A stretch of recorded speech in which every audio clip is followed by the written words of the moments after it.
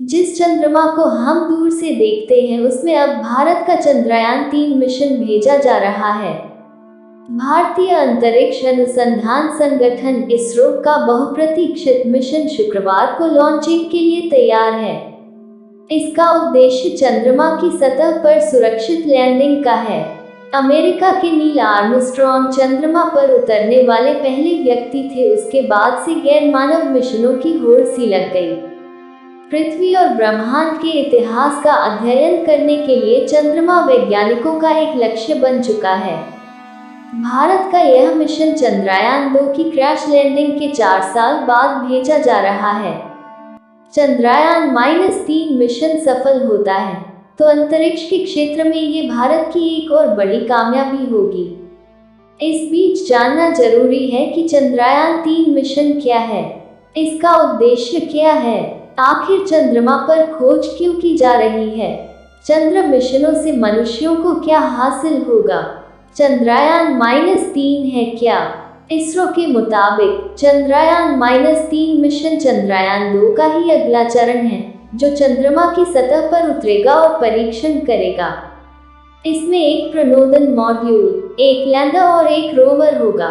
चंद्रयान-3 का फोकस चंद्रमा की सतह पर सुरक्षित लैंड करने पर है।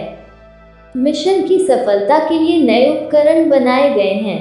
एल्गोरिदम को बेहतर किया गया है। जिन वजहों से चंद्रयान-2 मिशन चंद्रमा की सतह नहीं उतर पाया था, उन पर फोकस किया गया है।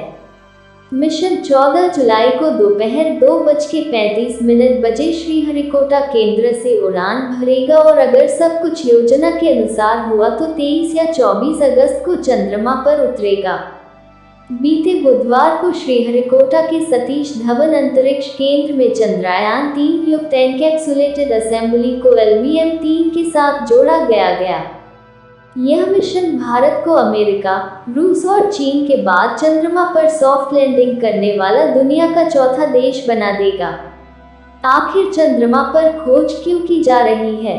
चंद्रयान-3 को मिलाकर अकेले भारत के ही 3 चंद्र मिशन हो जाएंगे।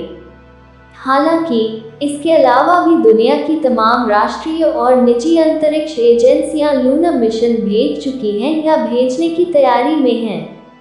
इन मिशनों को अपेक्षित सफलता नहीं मिल पाई है। यही कारण है कि आज भी चंद्रमा पर खोज एक चुनौती मानी जाती है। 1969 में नील आर्मस्ट्रॉन्ग अमेरिका के अपोलो 11 मिशन के दौरान चंद्रमा पर चलने वाले पहले व्यक्ति थे।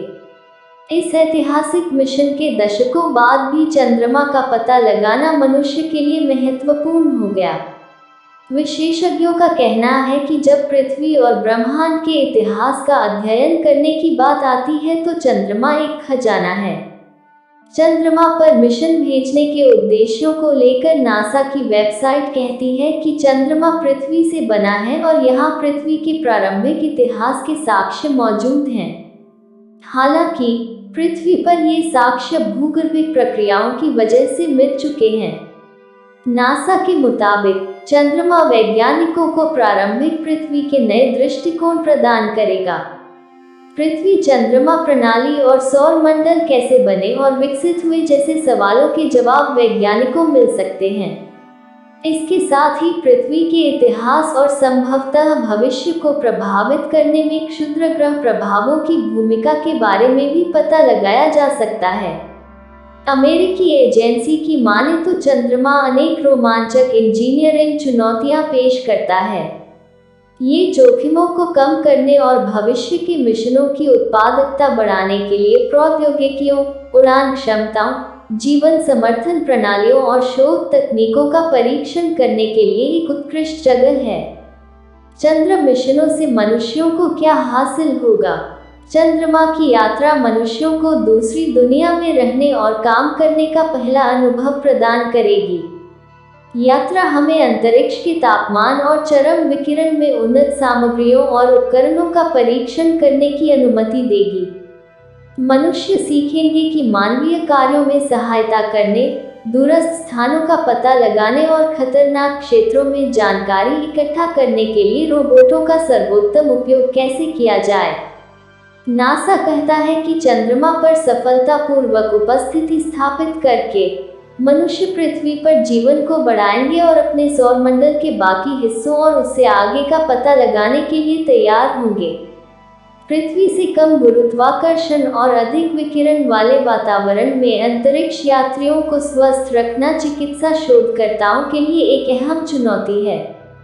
चंद्रमा की खोज तकनीकी नवाचारों और अनुप्रयोगों और नए संसाधनों के उपयोग के लिए नए व्यावसायिक मौके भी मुहैया करती है।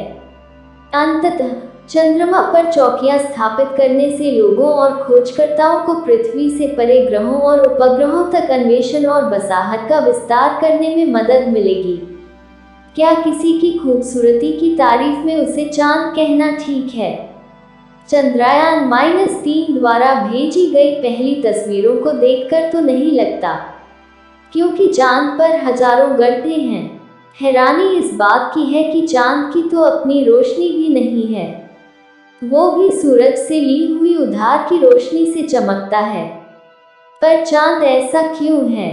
चंद्रमा पर इतने गड्ढे क्यों हैं? कैसे बने? पृथ्वी और चंद्रमा की कहानी लगभग एक साथ शुरू होती है। ये बात है करीब 450 करोड़ साल पुरानी। तब से लेकर अब तक दोनों पर लगातार अंतरिक्ष से आने वाले पत्थर, उल्कापिंड गिरते रहते हैं। इनके गिरने से गड्ढे बनते हैं। इन्हें इम्पैक्ट क्रेटर भी कहते हैं। धरती पर अभी तक ऐसे 180 इम्पैक्ट क्रेटर खोजे गए हैं।